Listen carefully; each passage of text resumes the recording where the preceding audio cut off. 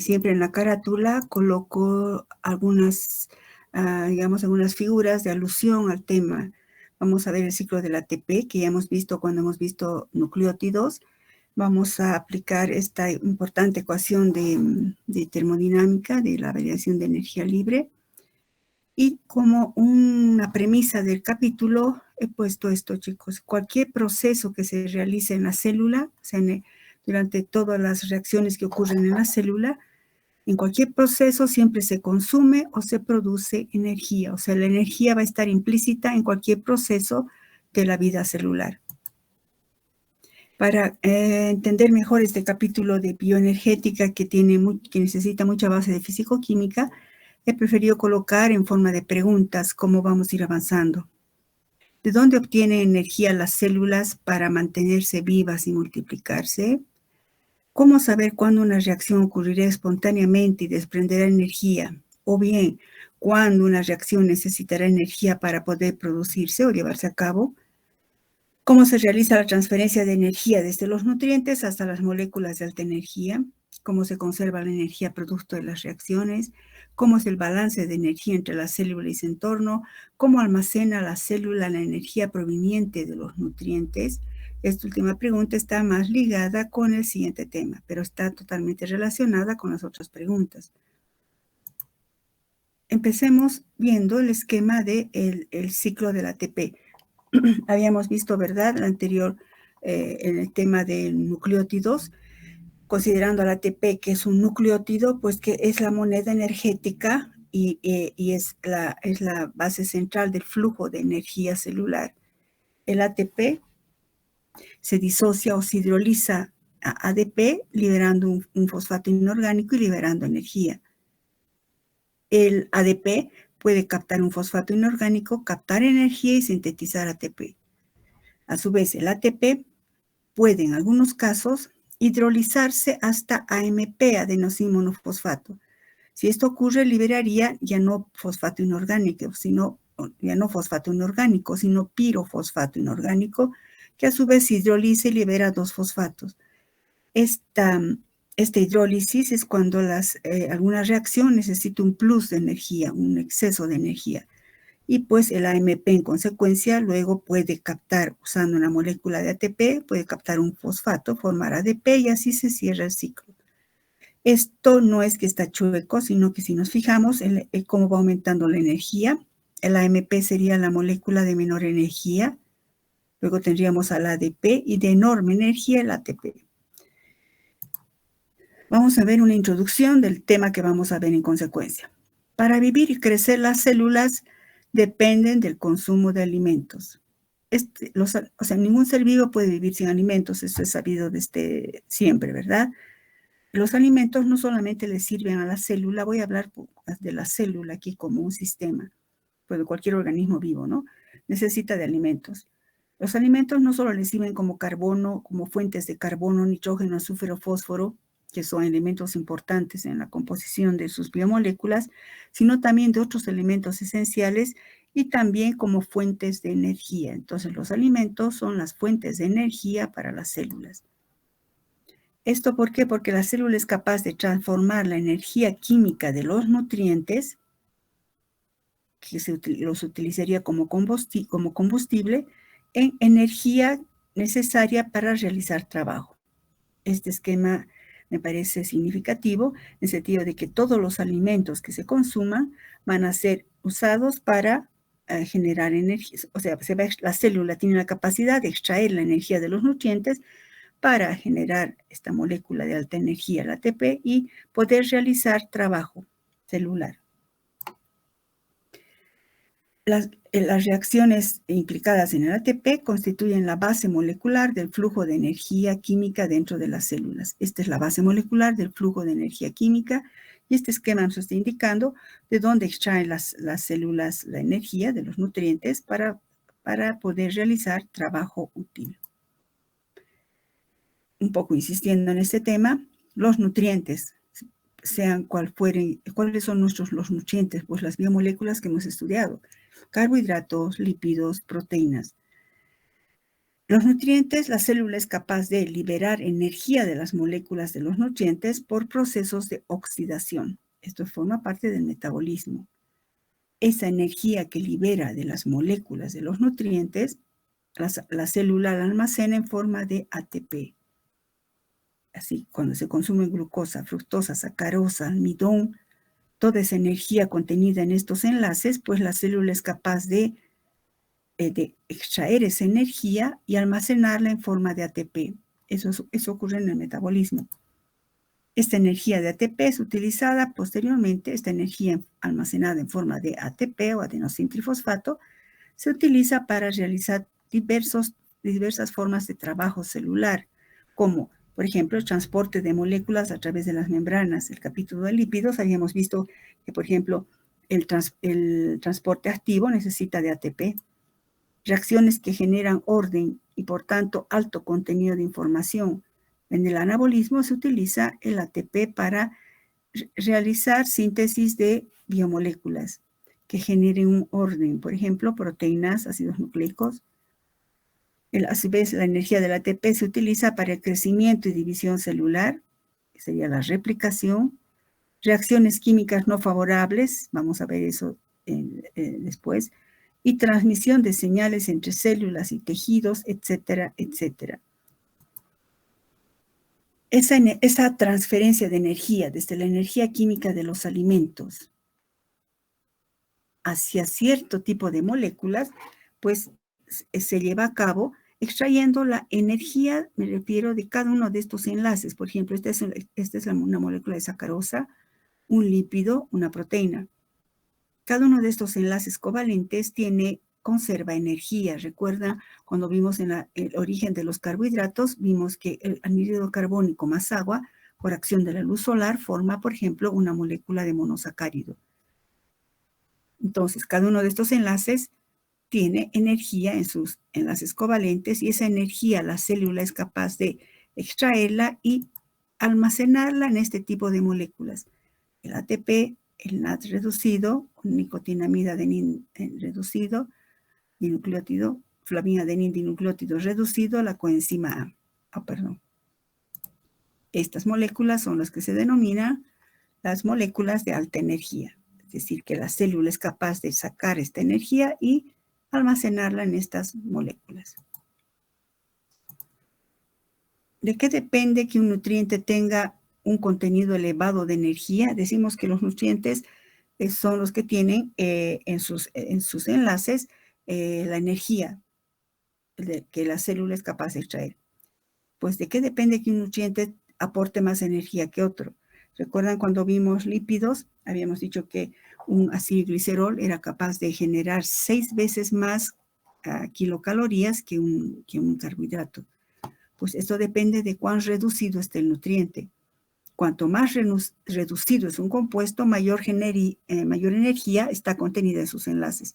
Porque un triglicérido, pues un triglicérido tiene en su estructura 3 ácidos grasos. Y si recuerdan la estructura de los ácidos grasos, pues son largas cadenas de 20, 16, 18, 20 grupos reducidos, CH2, CH2, CH2, ¿verdad? Quiere decir, por tanto, que al romperse los enlaces químicos por un proceso de combustión, ¿qué hace la célula?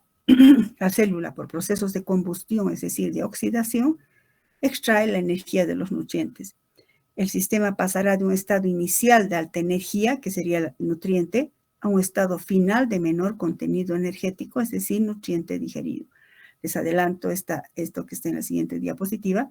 Recuerdan, carbono 6, hidrógeno 12, oxígeno 6, una molécula de un monosacárido, que al combustionarse u oxidarse genera 6 moléculas de anhídrido carbónico, 6 de agua y ATP. La energía que se libera esta energía liberada tiene que ser almacenada en algún otro tipo de componente. En consecuencia, la oxidación o combustión de nutrientes libera energía. La respuesta a la pregunta ¿cómo la célula extrae la energía de los nutrientes? La respuesta sería mediante reacciones o procesos de combustión. No es que va a arder, ¿no? Se refiere a oxidación, mediante procesos de oxidación. Esta reacción conocida nuevamente, carbono 6, hidrógeno 12 más oxígeno para darnos energía, pues se refiere a que los nutrientes con un elevado contenido energético, por un proceso de combustión que se lleva a cabo en la célula, pues pasa a un estado de menor contenido energético y se genera liberando energía que se almacena como ATP. Todo esto y la respuesta a las preguntas que les he dado, pues las respuestas están en el estudio de la bioenergética. ¿Qué es la bioenergética? Es una parte de la bioquímica que se encarga del estudio de los procesos. ¿Qué procesos? Procesos de absorción, transformación y entrega de energía en los sistemas biológicos. Procesos de absorción, transformación y entrega de energía en los procesos biológicos. Todo esto ocurre en un conjunto de reacciones denominado metabolismo. Son un conjunto de reacciones que se llevan a cabo en la célula y que garantiza la vida celular. Para estudiar la bioenergética y responder a las preguntas que nos hemos planteado, vamos a considerar a la célula como un sistema. La unidad, sabemos que la célula es la unidad fundamental de la vida y, repito, vamos a considerarla como un sistema. Dentro de este sistema se llevan a cabo todas las reacciones necesarias para la vida celular. ¿Cómo estudiamos esto de la energética de los sistemas biológicos? ¿Qué es un sistema? Si recordamos, un sistema es una parte del universo que la delimitamos mentalmente para poder estudiarla. Asimismo, un sistema es un conjunto de partes o elementos organizados, fíjense la célula, es un conjunto de partes o elementos organizados relacionados entre sí y que interactúan con un objetivo. El objetivo de la célula es mantener la vida celular, la multiplicación, etc. También puede considerarse un sistema, un conjunto de reacciones químicas. Por ejemplo, la síntesis del glucógeno. Ese conjunto de reacciones podemos delimitarlo mentalmente y estudiar como un sistema, qué transformaciones ocurren, cómo interaccionan estas reacciones. Algo más, la célula es un sistema abierto, ¿no?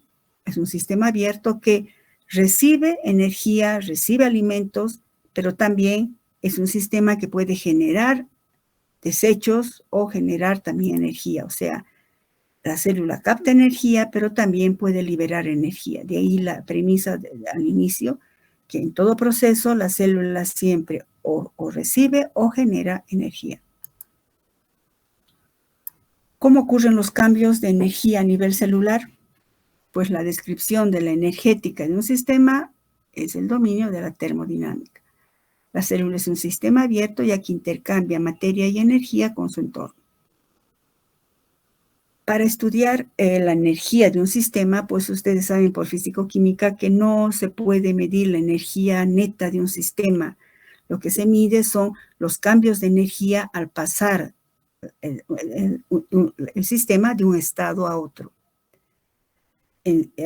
Hasta una reacción química, ¿verdad? Toda reacción química evoluciona desde un estado inicial, que serían los reactivos, hasta un estado final, que serían los productos. Por esa razón, debemos aplicar en el estudio de la energética de un sistema, en este caso de la célula, debemos aplicar las conocidas funciones de estado. En termodinámica es posible describir la transición de un estado a otro mediante las funciones de estado. Esto que estoy colocando aquí serían como repasos de termodinámica o físico-química para poder entender la bioenergética. Lo que les decía, no se puede medir la energía total de un sistema, pero sí podemos medir la variación de energía cuando pasa una reacción de un estado a otro o cuando se realiza trabajo.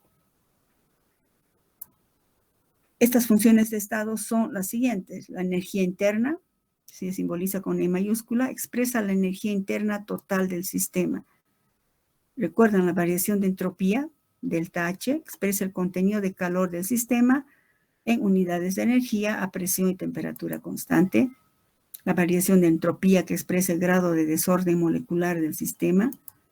Y la variación de energía libre de Gibbs o delta G, que expresa la energía disponible que tiene un sistema y que puede convertirla en trabajo útil. Todas estas funciones de estado, como indica funciones de estado, se refieren al cambio de estado, de un estado inicial a un estado final. el común denominador es esta letra griega, delta, pues ¿qué significa delta? Se hace alusión a incremento o variación y se refiere a el estado final menos el estado inicial. Si es una reacción química, podríamos decir energía de los productos sobre energía de los energía de los reactivos. Siempre estado final menos estado inicial. De estas funciones de estado, pues la función de la energía libre es la más útil en bioquímica, puesto que nos permite comprender las variaciones de energía a temperatura y presión constante, que es la característica de una célula, ¿verdad? Nuestras células están sometidas siempre a presión y temperatura constante. Vamos a hacer entonces hincapié en la energía libre de Gibbs. ¿Qué particularidades tiene la energía libre de Gibbs? Permite predecir la dirección de las reacciones. Nos indica si una reacción es favorable o desfavorable energéticamente. Desde ese punto de vista nos define la espontaneidad de una reacción y representa la máxima cantidad de energía química potencialmente disponible para efectuar trabajo. A ver, entonces la energía libre de Gibbs nos dice cuánta energía tiene un sistema que puede utilizarla para pasar del estado A al estado B. Según la cantidad de energía que tenga, pues será que la reacción va a ser favorable o desfavorable energéticamente. Eso está relacionado con la espontaneidad de una reacción. Según otra interpretación, o sea, aquí resumiendo, la energía libre de Gibbs nos mide, podemos resumir un poco la espontaneidad de una reacción, si la reacción se va a llevar a cabo o no, o se va a necesitar energía para que los reactivos se transformen en productos. Según otra interpretación de definición de la energía libre, es una propiedad termodinámica que está relacionada con la estabilidad química de un sistema. Por tanto, un valor alto de energía libre representa un sistema potencialmente inestable, que en condiciones adecuadas desciende hacia un estado de menor energía. ¿Qué quiere decir esto? Nos está mostrando, nos está definiendo aquí también, hemos dicho que la energía libre es la cantidad de energía libre disponible, por ejemplo, que existe en una reacción o que existe en un sistema más grande. Es la cantidad de energía libre que tiene, susceptible de realizar trabajo, pero también nos está indicando la estabilidad química de un sistema. Cuanto más alto es el valor de energía química, resulta que ese sistema es inestable y en consecuencia va a poder pasar rápidamente hacia un estado más estable. Por tanto, nuevamente caemos en el que define la espontaneidad de una reacción. Eso que estamos hablando más claramente a qué se refiere. Recuerdan físico-química. Un valor de delta G, variación de energía libre, negativo, corresponde a una reacción liberadora de energía debido a un cambio de inestable, de alta energía, a un estado más estable de menor energía. Estas reacciones liberadoras de energía se conocen con el nombre de reacciones exergónicas. Cuando delta G es negativo, la reacción es exergónica, es decir, es termodinámicamente favorable. La reacción se puede llevar a cabo, se puede realizar trabajo. Este dibujito, este esquema, me pareció prudente poner variación de energía libre, quiere decir que el estado de alta energía, por ejemplo, de esta roca, puede pasar a un estado de menor energía. Es decir, para que la roca caiga no necesitamos administrar la energía. Hablando en el sentido de las reacciones, si la energía química de los reactivos es mayor que la energía química de los productos, ¿qué pasa? Recuerden, habíamos dicho que delta G significa estado final menos estado inicial. Hablando de una reacción química, es lo mismo que decir energía libre de los productos menos energía libre de los reactivos. Y entonces, cuando la energía química de los reactivos es mayor que la de los productos, si la variación de energía libre de los reactivos es mayor que este valor, es obvio pensar que este valor va a tener un valor negativo. Entonces, por eso se dice que es exergónica la reacción y termodinámicamente favorable. ¿Qué pasa con un delta G positivo? Corresponde a una reacción que consume energía. Para que se lleve a cabo debe captar energía. El esquema aquí nos dice, el dibujito, que para que esta roca suba a este estado de mayor energía, pues alguien tiene que subirla, ¿no? El hombrecito está realizando trabajo. Este tipo de reacciones se llaman endergónicas y son termodinámicamente desfavorables. ¿Qué quiero decir con favorables o desfavorables? Favorables es que, por ejemplo, en el caso de productos, los productos se van a llevar a cabo, se van a formar. Reacción exergónica. Para que se formen los productos se necesita poner energía a reacción endergónica. Entonces, una reacción endergónica significa que la energía de los productos es mayor que la energía de los reactivos. Si nos vamos a la igualdad, si este valor es mayor que este, es obvio que nos va a dar un valor positivo. Delta G positivo, reacción endergónica, termodinámicamente desfavorable. En otras palabras, necesita que se aporte energía para que la reacción suceda. ¿Qué pasa si delta G tiene un valor negativo? Perdón, 0. Tiene un significado especial. Si consideramos una reacción reversible, quiere decir que la formación de los productos es igual, la energía para la formación de productos es la misma que la energía para la formación de los reactivos en la reversibilidad. En consecuencia, no hay ninguna tendencia a sufrir ningún cambio neto. Se dice que el sistema está en equilibrio. Cuando delta G es 0 no quiere decir que no ocurre nada. Ocurre, pero por ejemplo, la formación de productos es a la misma velocidad o con el mismo gasto de energía que la reacción inversa. Hay cambio, claro que hay cambio, pero hemos llegado a un equilibrio y en ese caso la variación de energía libre es 0. No hay tendencia a sufrir ningún cambio neto. Y eso va a ocurrir en el caso de las reacciones cuando la energía libre de los productos sea igual a la energía libre de los reactivos. En consecuencia, el delta G va a ser 0. Entonces tenemos, en el caso de la energía libre de Gibbs, 3 situaciones importantes.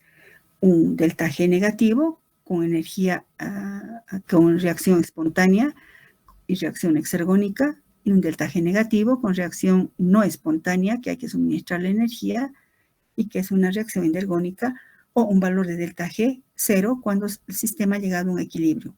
Repito, no es que no ocurre nada. Ocurre un cambio de tal manera que la formación de los productos es igual a la formación de los reactivos. A su vez, la energía libre de Gibbs es tan versátil e importante que el curso de la reacción también viene determinada por la energía libre, sí, almacenada en las moléculas, pero también por la concentración de las moléculas.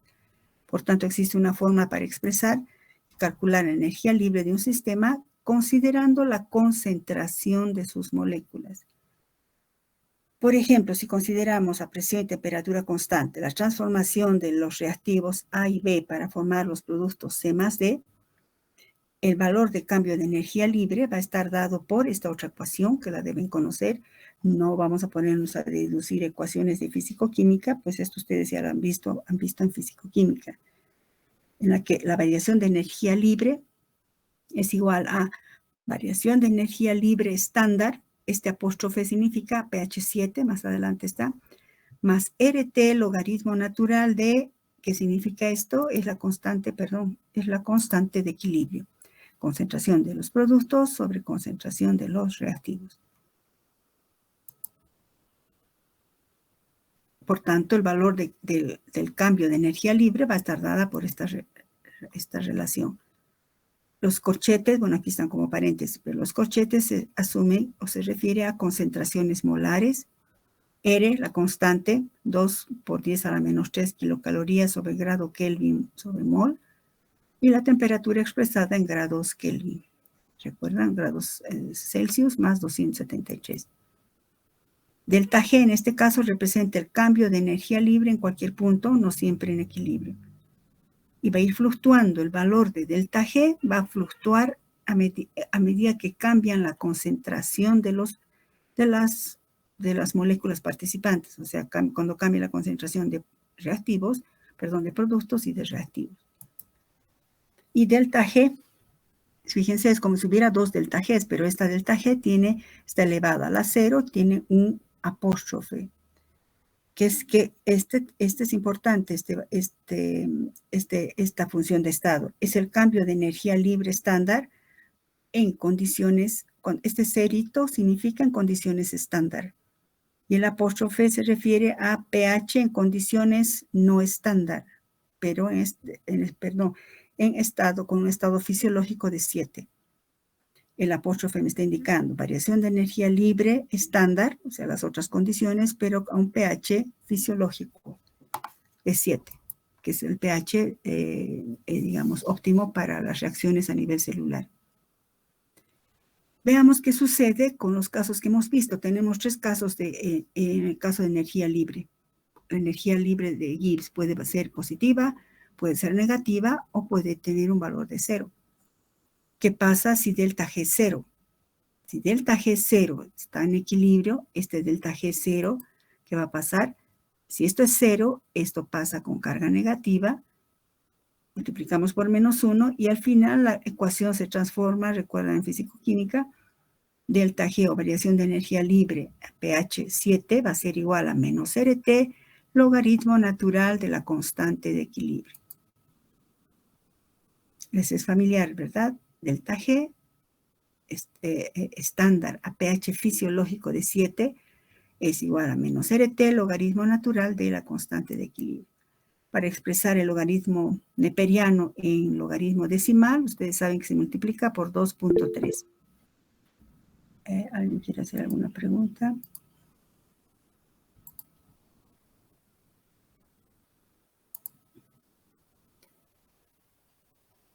He compartido el archivo YAM, dice. Bueno, no sé a qué se refiere, Yolanda, no sé a qué te refieres.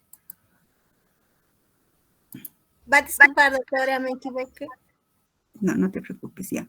Entonces, estamos viendo que... ¿Qué estamos viendo? Chicos, fíjense, estoy tratando de ver, no podemos ponernos a hablar de cada uno de los temas de las funciones de estado. Lo que quiero es que vean que la función de estado más importante en bioquímica, en bioenergética, es la energía libre de Gibbs, que puede tener valor de 0, valor positivo, valor negativo. A su vez, cuando la energía libre de Gibbs se expresa en relación a la concentración de los reactivos y de los productos, pues surge esta nueva ecuación. Cuando delta G sea 0, pues el despeje de esta reacción será, nos dará lugar a esta otra ecuación, ¿no? Menos RT logaritmo natural de K. En este caso, esto, delta G, repito, ¿qué significa esto? Variación de energía libre en condiciones estándar, pero a pH fisiológico, significa esta apóstrofe. Una de las relaciones más útiles en termodinámica. Nos está indicando que a cualquier temperatura es posible calcular la variación de energía libre de un sistema cuando está en equilibrio. Esto es cuando el delta G es 0, ¿no? Cuando está en equilibrio. Y también nos indica que la variación de energía libre estándar de una reacción es una forma matemática alternativa de expresar la constante de equilibrio. Esto es lo que le da valor especial a esta ecuación. Relaciona la variación de energía libre, es decir, la cantidad de energía que tiene un sistema para producir trabajo útil a presión y temperatura constante, está relacionada con la constante de equilibrio. Y entonces ahora podemos interpretar, aplicando la constante de equilibrio, relacionándola con la variación de energía libre. Si sabemos que la constante de equilibrio, aplicando ley de acción de masa, siempre se refiere a la concentración de los productos sobre los reactivos. A ver, vamos a ver los siguientes casos. Cuando la constante de equilibrio sea 1, ¿qué significa eso? Cuando esto es 1, cuando la concentración de productos sea igual a la de reactivos. Entonces, si la constante de equilibrio es 1, el logaritmo neperiano de 1 es 0. Y entonces, si multiplicamos todo esto por 0, nos va a dar delta G 0. Entonces, cuando la constante de equilibrio es 1, delta G vale 0. Es decir, la reacción está en equilibrio. Por eso les decía, cuando se alcanza el equilibrio, la concentración de productos y reactivos es el mismo. Entonces, podemos ver que conociendo la constante de equilibrio, podemos deducir el valor de delta G. Cuando la constante de equilibrio sea menor a 1, ¿en qué caso? Fíjense aquí, ¿en qué caso sería menor a 1? Cuando el denominador sea mayor al numerador. Entonces va a ser un valor decimal, ¿verdad? Entonces, cuando la constante de equilibrio es menor a 1, es decir, tiene un valor decimal, el logaritmo neperiano de un valor menor a 1, por ejemplo 0,8, 0,5, etcétera, siempre tiene un valor negativo. Entonces, si reemplazamos en la ecuación, menos RT logaritmo de menos, va a tener un valor negativo, menos por menos da más, entonces estamos con una reacción endergónica desfavorable. ¿Cuándo? Cuando la constante de equilibrio sea menor a 1, es decir, la concentración de reactivos, o mejor decir, que la concentración de productos es menor a la concentración de los reactivos cuando estamos en el equilibrio. ¿Qué pasa si la constante de equilibrio es mayor a 1? Fijémonos aquí, ¿cuándo va a ser mayor a 1? Cuando el valor del numerador sea mayor al del denominador. Entonces la concentración de productos es mayor a la de reactivos.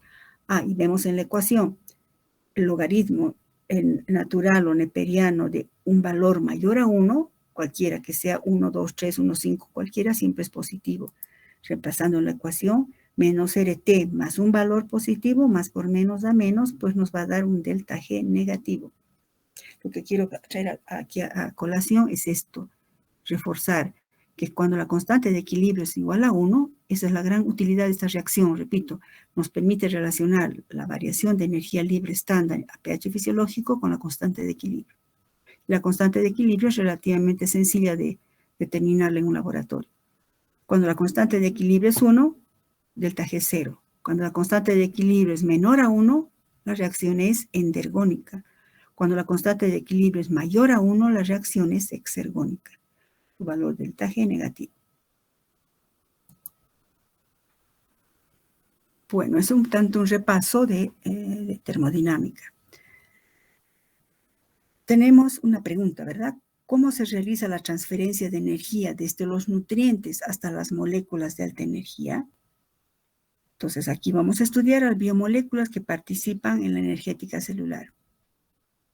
Ya hemos visto hasta aquí que debemos hablar de la variación de energía libre en condición estándar a pH fisiológico. Por otro lado, debemos estudiar las moléculas que participan en el flujo de energía celular. ¿Cuáles son esas moléculas que participan en el flujo de energía celular? ¿Qué particularidad tienen estas moléculas que liberan grandes cantidades de energía? Son compuestos de alta energía y que se los denomina compuestos de alta energía por el siguiente motivo. Pues se los considera siempre que es un compuesto de alta energía, aquel compuesto que almacena por lo menos 7 kilocalorías por molécula. Esa es una molécula de alta energía. Juegan un papel crucial en la energética celular. ¿Cuáles son esos compuestos de alta energía? Pues veamos primero. Perdón. Permítame un minutito, chicos. Es un mensaje para hablar del examen parcial. Me dicen un minutito, por favor, la doctora Ivonne. Un ratito. ¿Hola? ¿Ivoncita? ¿Sí?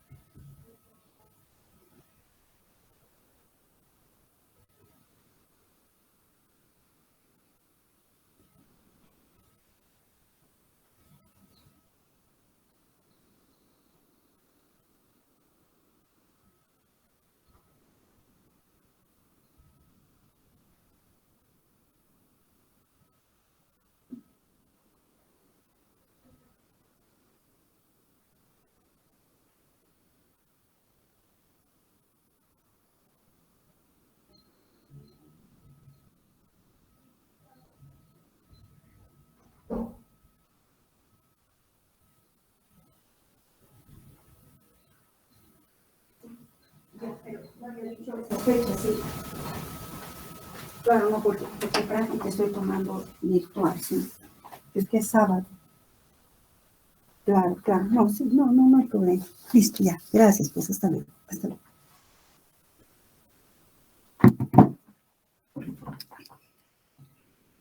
Bueno, mil disculpas, chicos. Volvemos. Estamos haciendo como una mirada rápida de termodinámica, ¿verdad? ¿Cuáles son esos compuestos de energía, de alta energía? A ver, nuevamente. ¿De dónde saca energía la célula? De los alimentos. ¿Y inicialmente dónde va esa energía extraída de los enlaces covalentes de las moléculas, de las células, de los nutrientes? Pues van hacia compuestos denominados compuestos de alta energía. ¿Qué es esto de compuestos de alta energía? ¿Cuándo un compuesto se considera un compuesto de alta energía? Pues aquel que es capaz de liberar, de almacenar, y en consecuencia liberar, por lo menos 7 kilocalorías por molécula. Estos compuestos de alta energía juegan un papel crucial. ¿Cuáles son? Encabeza la lista los trifosfatos y pirofosfatos de nucleósidos. ¿Recuerdan cuando hemos visto nucleótidos? Les había dicho, vamos a hablar más adelante de estos. Trifosfatos y pirofosfatos, fíjense en mi cursor, de nucleósidos.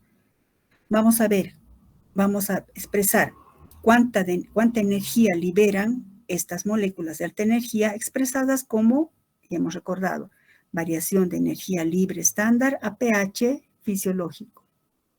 Y entonces, ¿a qué va a ser igual? El ATP, cuando se hidroliza, el ATP conserva energía. Cuando se hidroliza, hasta ADP más fosfato inorgánico libera 8 kilocalorías, es decir, tiene un delta G negativo. Cuando el ATP se hidroliza de manera drástica, les había dicho, cuando una energía necesita un plus de energía, una reacción necesita un plus de energía, se puede hidrolizar dando adenosín-monofosfato, pero más pirofosfato, liberando 8 kilocalorías. Este pirofosfato todavía lleva o conserva energía en su enlace fosfato. Se hidrolizará por acción de una pirofosfatasa, una enzima, liberando 2 fosfatos inorgánicos y liberando nuevamente 8 kilocalorías. Fíjense que estas son las moléculas que forman parte de ese triángulo, ¿no?, del flujo de energía celular. Entonces, cuando el ATP, si nos fijamos, cuando el ATP se hidroliza hasta AMP, en realidad libera 16 kilocalorías, ¿no? Pero no en uno, sino reacción por reacción. Los siguientes compuestos de alta energía son los tioésteres de acilo. ¿Recuerdan la acetilcoenzima A?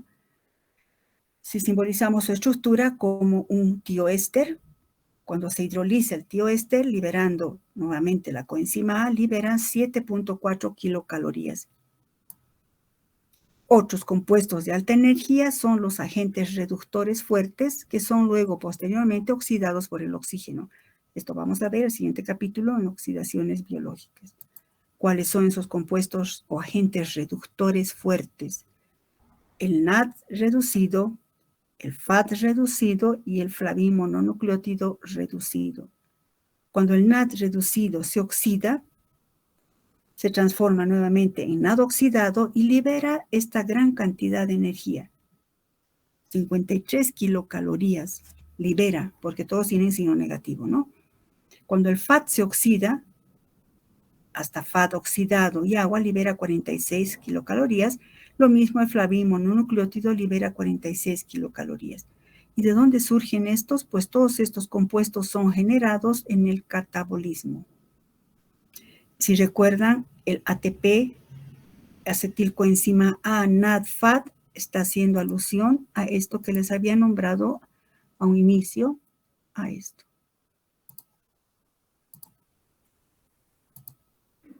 ¿Dónde se transfiere? Pues a estas moléculas de alta energía, ATP, NAD, FAT y coenzima A. Estos serían los tioésteres de alta energía.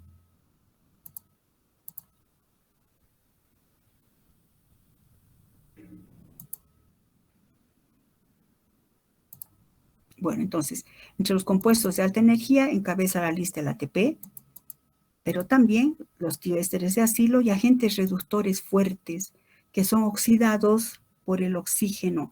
Como adelanto, chicos, esto Esto es lo que ocurre a nivel de la cadena transportadora de electrones.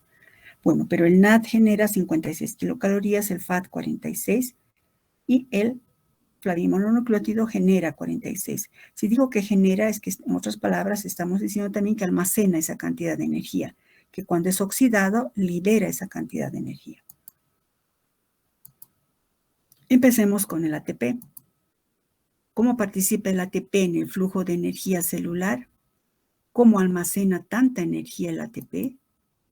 Si recordamos la estructura del ATP que hemos visto en el capítulo de nucleótidos, el adenosín 1', 2', 3', 4', 5', adenosín 5' trifosfato, pues la energía proveniente de los nutrientes, la célula tiene la capacidad de extraer la energía proveniente de los nutrientes y almacenarla en estos enlaces. Estos son los que, aquí es donde se almacena la energía. ¿Por qué?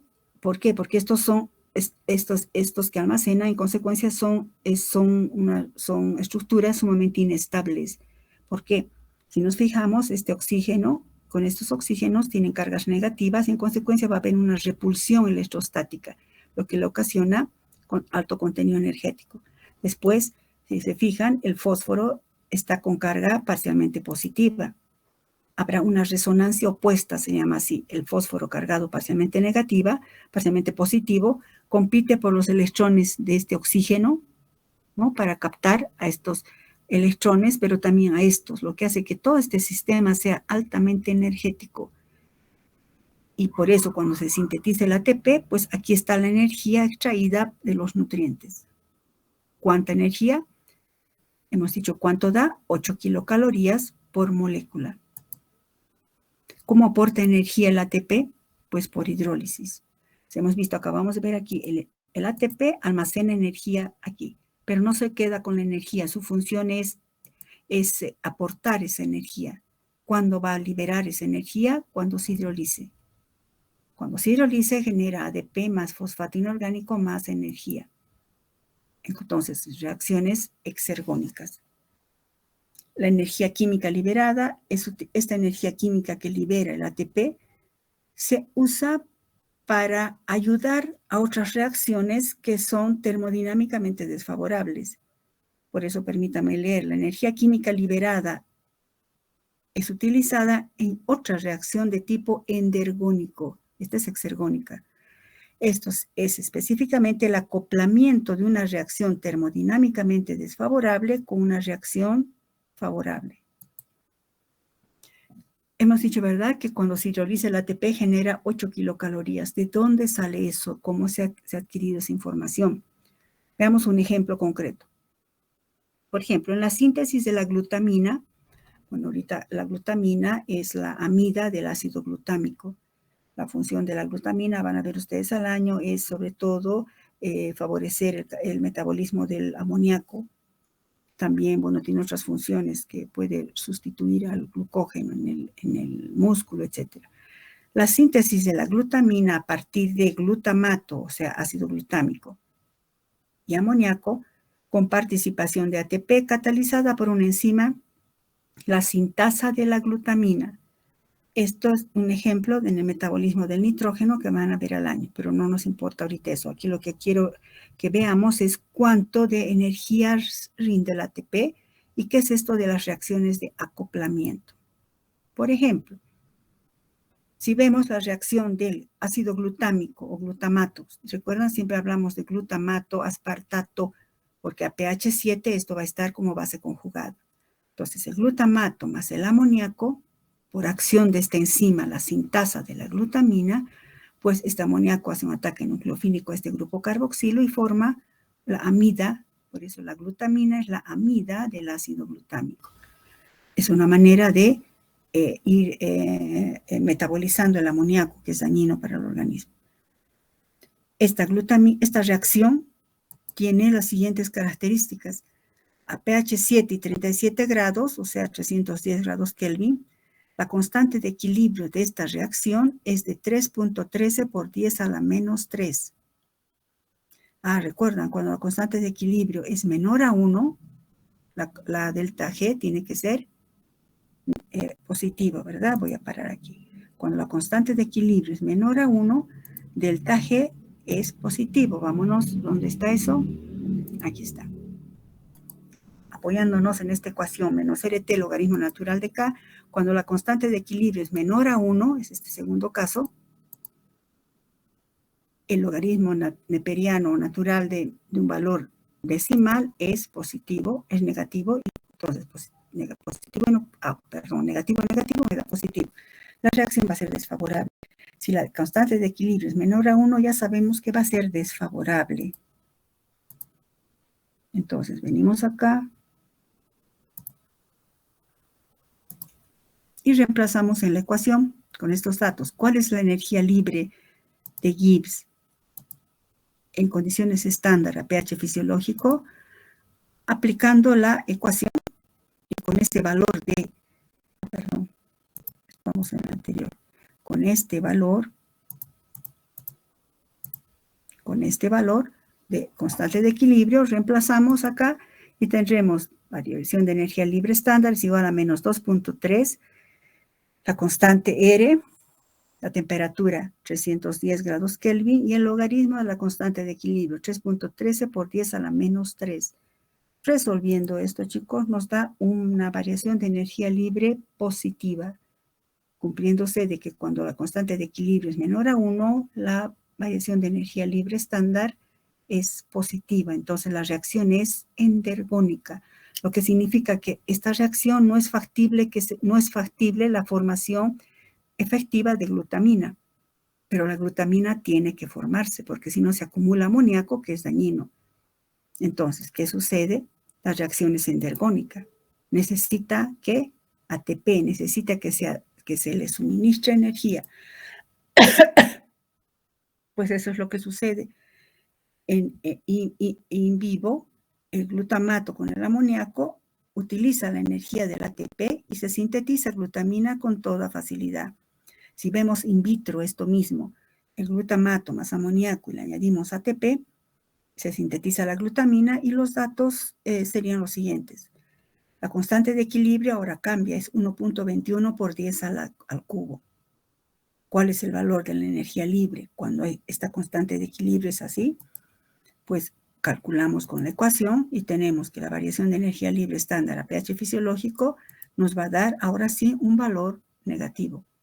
Cuando la constante de equilibrio es mayor a 1, la delta G es exergónica. La reacción es exergónica. Aquí la pregunta es, colocando ATP, la reacción finalmente se ha vuelto exergónica. Sin ATP era endergónica. ¿Cuánto de energía le está aportando el ATP? ¿Cuánta energía aporta el ATP? Si planteamos por separado, veríamos lo siguiente. Paso 1. Hemos visto el glutamato más el amoníaco para formar glutamina con la enzima sintasa de la glutamina, nos daba un delta G positivo, reacción endergónica, desfavorable. Si aportamos ATP y vemos la hidrólisis del ATP para dar ADP más fosfato inorgánico, nos da un delta G que todavía no sabemos, por decir, ¿no? No sabemos. Si sumamos estas dos ecuaciones, veremos que agua y agua se va, tendremos ácido glutámico, glutamato más amoníaco más ATP para dar glutamina más ADP más fosfato inorgánico, dándonos una variación de energía libre estándar exergónica. ¿Cómo calcular esto? Aplicamos la ley de Hess, físico-química, que indica que el cambio neto de energía libre estándar es igual a la suma de los cambios de las partes. ¿Recuerdan? La ley de Hess.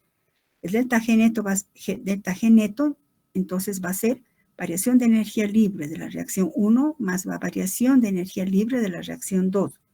Variación de la energía libre de la reacción 1 más la variación de la energía libre de la reacción 2. Esta suma, si vemos así, no conocemos delta G2. Me estoy refiriendo a esto, ¿no, chicos? No conocemos esta delta G2. Despejando, delta G2 será variación de energía libre estándar neto menos variación de energía libre de la reacción 1. Delta G2 va a ser neto, hemos visto que es menos 4.4 kilocalorías, La reacción 1 endergónica menos es más 3.6 kilocalorías, más por menos da menos, sumando nos da 8 kilocalorías. Delta G2, es decir, la energía libre estándar aportada por el ATP, que es esta nuestra incógnita, resulta que es 8. Pues de ahí sale 8 kilocalorías. El ATP en la hidrólisis libera 8 kilocalorías por molécula de hidrólisis, por la hidrólisis de una molécula de ATP. Eso significa que a un valor de pH 7 a 37 grados, la hidrólisis del ATP genera 8 kilocalorías. Y esto se conoce como una igualdad importante. Una molécula de ATP libera 8 kilocalorías. En consecuencia, también cabe entender que para que se sintetice el ATP a partir de ADP más fosfato inorgánico, también va a necesitar 8 kilocalorías. Esas 8 kilocalorías van a estar conservadas en sus enlaces trifosfato. Y entonces, si resumimos, cuando se hidroliza el ATP para dar ADP más PI, libera 8 kilocalorías por molécula. Cuando para sintetizarse el ATP, a partir de ADP más fosfato inorgánico, va a necesitar 8 kilocalorías. Reacción endergónica exergónica. La hidrólisis es exergónica, la síntesis del ATP es endergónica.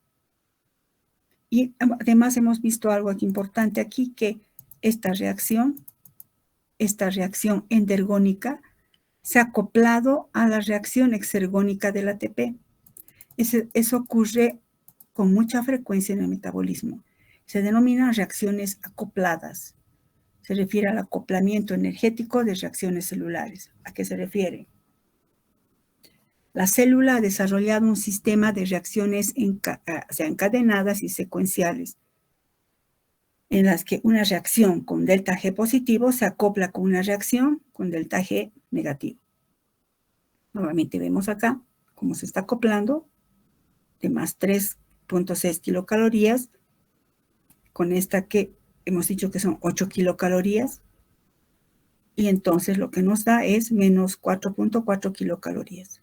El acoplamiento de una reacción, vemos aquí el acoplamiento de una reacción termodinámicamente desfavorable con una reacción termodinámicamente favorable. Por lo general, casi siempre es el ATP. Cuando falta energía, el que acude es el ATP. Y entonces, a ver, veamos un resumen. Flujo de energía química en las células vivas.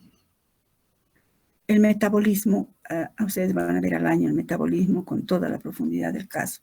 El estudio, ¿qué es el metabolismo? Es el estudio del conjunto de reacciones químicas que se llevan a cabo en la célula, reacciones catalizadas por enzimas. Entonces, ustedes saben muy bien que el metabolismo se divide en un catabolismo y en el anabolismo. Como vemos esto desde la perspectiva de la bioenergética. En el catabolismo, los alimentos, los nutrientes, por la célula hemos dicho tiene la capacidad de transformar la energía de los alimentos hacia otras, transferir la energía de los alimentos hacia otras moléculas por procesos de oxidación. Entonces, los alimentos se oxidan dando lugar a intermediarios metabólicos, productos de excreción, pero también se generan estos compuestos de alta energía. Del alimento pasa a estos compuestos de alta energía. ¿Recuerdan? NAD reducido, FAT reducido, tioésteres de acilo. El NAD, FAT y tioésteres de acilo finalmente, o sea, lo que hace, al oxidarse los alimentos, liberan energía. Esa energía es acumulada en estas moléculas. Luego estas moléculas, fíjense aquí abajo, van hasta las mitocondrias y ahí es donde se sintetiza el ATP. En las mitocondrias, el ADP más un fosfato inorgánico capta esta energía proveniente de los alimentos, donde ahorita estamos en las mitocondrias sintetizando ATP. ¿Dónde se sintetiza el ATP entonces? En las mitocondrias. Este ATP utilizado, antes de eso entonces, ¿qué sería? A partir de los alimentos, ¿qué tipo de reacciones serán? Exergónicas, liberadoras de energía. El ADP capta esa energía para sintetizar ATP. El ATP entonces es la conservación de la energía química de los alimentos por acoplamiento con reacciones exergónicas. Este ATP puede salir de las mitocondrias y cuando la célula necesite energía, se hidrolizará el ATP, ¿verdad? Para liberar su energía y a su vez el ATP al hidrolizarse libera ADP más PI o si la hidrólisis es drástica, formará AMP más PI. La energía liberada por el ATP pues va a ser usada para trabajo celular o trabajo de un órgano, transporte activo, contracción muscular, etc. A su vez, esta energía también va a ser usada a partir de los intermediarios metabólicos, va a ser usada la energía para sintetizar biomoléculas, carbohidratos, lípidos, proteínas, ácidos nucleicos. Fíjense que los alimentos también son carbohidratos, lípidos, proteínas, pero que en el anabolismo se sintetizarán los carbohidratos que la célula necesite, los lípidos que la célula necesite, las proteínas y los ácidos nucleicos mediante la replicación, ¿no? Proteínas mediante la transcripción y traducción. ¿Cómo será este nivel? El ATP que hace está donando energía, en consecuencia la reacción, en este caso, ¿qué va a ser? Para sintetizarse estos compuestos, las reacciones tienen que ser endergónicas. ¿Quién les da energía? El ATP, mediante reacciones de acoplamiento. Entonces, he querido mostrarles como una visión del metabolismo dividido en catabolismo y anabolismo desde una perspectiva de las reacciones exergónicas o endergónicas. El ATP, por tanto, vemos que es la moneda de intercambio energético entre las reacciones favorables y desfavorables. Y aquí surge la pregunta, ¿dónde y cómo se genera el ATP? ¿Cuál es el rol del NAD, del FAD en la generación del ATP? Aquí ya tenemos un adelanto. ¿Cómo y dónde se genera el ATP? ¿Qué rol tienen el NAD, el FAD, estas moléculas de alta energía que se forman a partir de la energía de los alimentos? ¿Qué rol juegan en la generación del ATP? Pues ese es el otro capítulo, chicos. Nos quedamos con estas preguntas que vamos a responderlas el siguiente capítulo, que se refiere a oxidaciones biológicas, que vamos a ver la siguiente semana. Bueno, eso es todo respecto a bioenergética. Repasen un poco físico-química, chicos, para entender mejor. ¿Hay alguna pregunta respecto a cualquiera de las diapositivas?